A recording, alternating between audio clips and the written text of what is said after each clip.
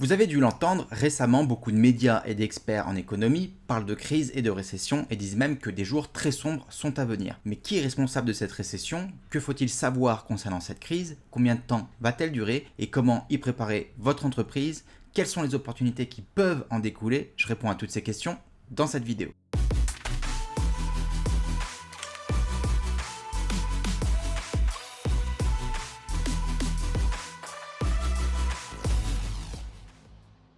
Alors, par définition, une récession est une baisse significative de l'activité économique pendant plusieurs mois. 2 trimestres, exactement. Or, on le voit en ce moment, les économies européennes et américaines sont à l'arrêt total et l'économie chinoise asiatique l'a aussi été récemment. Malgré un retour à la normale, l'économie de la zone Asie reste au ralenti. Personnellement, je suis convaincu que nous sommes en début de crise et que le pire reste à venir. Alors que les choses soient claires, je ne suis pas du tout expert en économie ou en finance, mais étant moi-même investisseur et entrepreneur, je fais quand même mes devoirs et mes recherches, et d'après de nombreux experts en la matière, qu'ils soient français ou étrangers d'ailleurs, il s'avère qu'une récession nous pendait au nez depuis fort longtemps. En effet, notre système financier et économique étant tellement bancal, nous sommes normalement censés être frappés par une crise économique environ tous les 10 ans. Plutôt rassurant.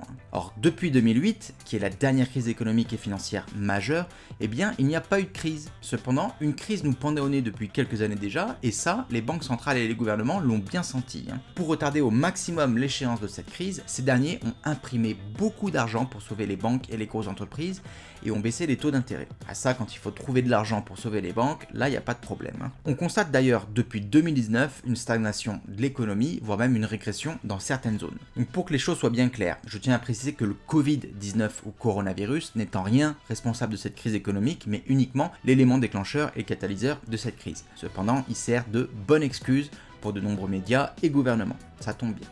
D'ailleurs, si vous souhaitez savoir comment préparer votre entreprise à la crise sanitaire du coronavirus, je vous invite à regarder la dernière vidéo qui traite sur ce sujet et dont le lien est en description. Donc vous vous doutez qu'il n'y a pas de réponse toute faite pour cette question, mais jetons un coup d'œil rapide aux dernières crises économiques majeures. Dans les années 80, une récession au niveau mondial est causée par une crise énergétique.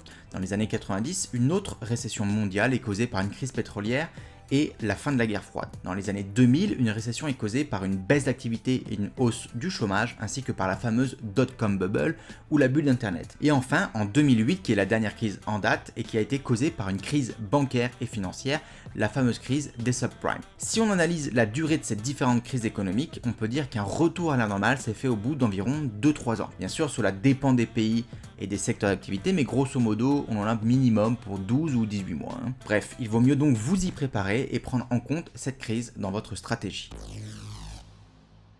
Alors vous vous doutez bien qu'il n'existe pas de recette miracle afin d'échapper à la crise. Cependant, il existe un nombre de mesures à prendre afin d'en limiter les risques. Premièrement, diversifier vos revenus. Cela peut être judicieux en temps de crise puisque vous serez moins dépendant d'une seule activité ou de quelques clients uniquement. Par exemple, en e-commerce, si la majorité de votre trafic est généré par de la publicité Facebook, il peut être judicieux d'explorer d'autres leviers d'acquisition de trafic tels que Google Ads, le marketing d'influence ou Pinterest Ads, et donc de ne pas mettre tous vos œufs dans le même panier. Une autre manière de diversifier vos revenus serait de commencer à vendre sur des marketplaces tels que Amazon ou Cdiscount si vous ne le faites pas encore, ou de développer vos ventes en mode grossiste. Bref, il existe de nombreux moyens afin de diversifier vos revenus, le tout est de ne pas être dépendant d'un seul générateur de revenus. Un bon exemple de cette stratégie, c'est celui de Lego en 2009. Se concentrant principalement sur le marché américain, Lego a vite compris qu'il ne fallait pas mettre tous ses œufs dans le même panier. La marque a donc entamé un plan d'expansion en Asie et a réalisé de nombreux investissements afin de booster ses ventes en Europe, les deux zones étant les moins frappées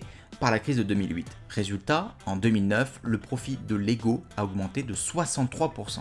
Deuxièmement, réduisez vos dépenses. Alors attention, je ne parle pas de dépenses marketing, mais des autres dépenses. Cela peut être au niveau des véhicules d'entreprise, de vos déplacements ou de ceux de votre staff qui ne sont peut-être pas forcément nécessaires, d'applications diverses sur votre boutique ou d'autres dépenses qui ne sont pas nécessaires au bon fonctionnement de votre activité. Troisièmement, créer un fonds d'urgence. Que ce soit à titre personnel ou professionnel, avoir un fonds d'urgence est fortement recommandé. De nombreux experts en finance et gestion d'entreprise conseillent d'avoir un fonds d'urgence vous permettant de couvrir vos dépenses sur un minimum de 3 à 6 mois. Quatrièmement, adoptez la stratégie du just in time pour vos inventaires. Qui dit stock dit cash immobilisé. Et en temps de récession, avoir de la disponibilité en termes de liquidité est crucial. En temps de crise, le stock peut être plus lent à écouler. C'est pourquoi je vous recommande de garder un minimum de stock afin d'éviter possibilité d'avoir une partie de votre trésorerie immobilisée. Un bon exemple dans ce domaine, c'est celui de Tesla qui fabrique ses voitures à la demande. Bien sûr, il ne vous sera peut-être pas possible de faire cela, mais une gestion plus serrée de votre inventaire ne peut qu'aider les finances de votre entreprise. Cinquièmement, gérer la dette. En temps de crise, tout comme vous, vos créanciers ont besoin de cash. Il est donc important de les rembourser en temps et en heure si vous ne voulez pas vous retrouver avec des pénalités ou des mauvais rapports, tout simplement. Donc si vous appliquez les points mentionnés précédemment, pas de raison de vous retrouver sans cash et donc de ne pas pouvoir rembourser ces derniers. Sixièmement, concentrez-vous sur vos expertises. Vous allez me dire que cela va à l'encontre de mon premier conseil qui était de diversifier vos revenus et donc de tester des nouvelles stratégies. Et vous n'aurez pas tort. Une fois de plus, il n'existe pas de solution miracle qui puisse s'adapter à tous les cas de figure, malheureusement. C'est pourquoi en fonction de votre secteur d'activité et de votre niche, il peut être judicieux de vous concentrer sur le cœur de votre activité. Cela peut être en augmentant l'intensité de vos communications auprès de votre audience ou en faisant des offres plus agressives par exemple. En bref, concentrez-vous sur les stratégies et les produits qui sont les plus profitables pour vous. Septièmement, ciblez la clientèle de votre concurrence en temps de crise, à la guerre comme à la guerre. Et voler la clientèle de vos concurrents peut s'avérer être une très bonne stratégie. Sans rentrer dans les détails, plusieurs moyens existent afin de gagner la clientèle de vos concurrents, que ce soit en proposant une meilleure offre ou de meilleurs prix que ces derniers, un meilleur service client ou toute autre raison valable pour les clients d'abandonner vos concurrents. Étudiez donc vos concurrents, leur offre et leurs moyens de communication et partez au front. Vous pouvez très bien créer une pub ou rédiger un article faisant la comparaison de votre offre ou de votre produit versus celui de vos concurrents, comme on le voit souvent entre Mailchimp et Klaviyo, deux autorépondeurs connus par exemple. Un autre excellent exemple de rivalité est celui de Pepsi et de Coca-Cola.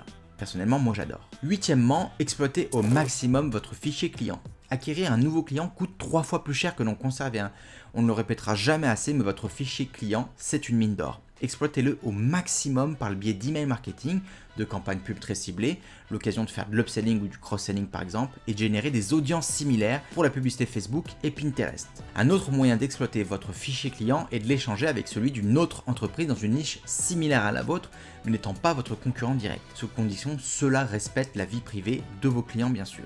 Ne réduisez pas votre budget marketing. En temps difficile, une erreur fréquente est de réduire le budget marketing, voire même de le supprimer complètement.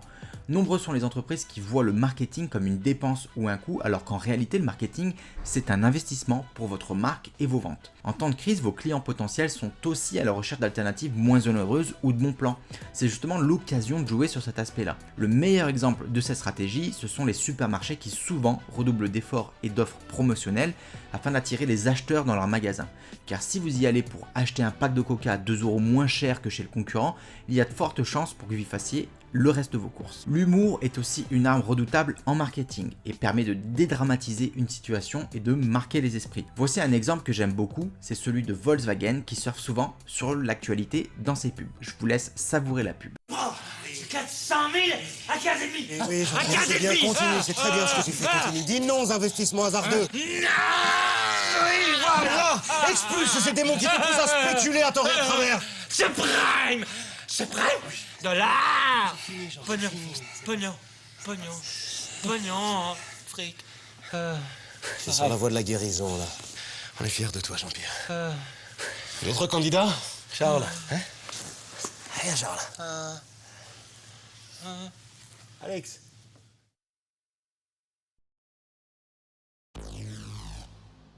Les crises économiques sont des périodes difficiles pour les entreprises, mais aussi pour les consommateurs. En tant qu'entreprise, c'est aussi votre devoir de répondre aux besoins et aux problèmes de vos clients, en créant par exemple des offres spéciales crise, en faisant preuve d'empathie et en faisant savoir à votre audience que vous êtes là pour les aider. Pendant la crise du coronavirus, nombreuses sont les entreprises donnant des réductions supplémentaires ou des périodes d'essai rallongées pour que justement un maximum de clients puissent essayer leurs produits ou leurs services. Ces périodes difficiles sont donc de bonnes occasions de renforcer la fidélité de vos clients existants, mais aussi d'en gagner de nouveaux. Comme mentionné précédemment, les crises économiques sont difficiles pour tout le monde, y compris vos fournisseurs, vos prestataires et vos partenaires. C'est peut-être l'occasion de négocier des nouveaux deals avec eux, soit en négociant les prix à la baisse, soit en obtenant des meilleures conditions, comme par exemple faire de la vente en consignation ou négocier des délais de paiement plus longs. Bien sûr, le but ici, et dans le business de manière générale, c'est d'obtenir une situation qui soit gagnant-gagnant, et non pas de presser vos prestataires ou vos fournisseurs comme des citrons. Ceci ne vous sera pas favorable sur le long terme, bien au contraire, c'est contre-productif. Dans un contexte économique difficile, certaines sociétés sont amenées à mettre la clé sous la porte pour des raisons financières malheureusement. Comme dans l'immobilier ou la bourse, ce genre de période peut donc être une bonne opportunité pour acquérir une entreprise concurrente, parfois même à 1 euro symbolique, ou une société ayant une activité ou un marché complémentaire au vôtre. Personnellement, je suis convaincu qu'un style de management équitable, participatif et transparent est la meilleure solution dans n'importe quelle situation. Vous atteindrez donc beaucoup plus facilement vos objectifs en impliquant vos collaborateurs et partenaires dans votre stratégie et cela vous permettra de renforcer la confiance, la motivation et la loyauté de ces derniers. J'espère que cette vidéo vous aura plu. N'hésitez pas à partager cette vidéo un maximum avec tous vos amis entrepreneurs afin de les aider à affronter cette période difficile. Merci aussi de me donner un petit pouce bleu et de vous abonner à la chaîne. Ce n'est pas grand chose mais cela nous aide énormément afin d'avoir une meilleure visibilité sur YouTube. Et bien sûr, si vous avez des questions, n'hésitez pas à me les poser dans les commentaires de cette vidéo. Je vous souhaite un bon business à tous, plein de courage et je vous dis à très bientôt.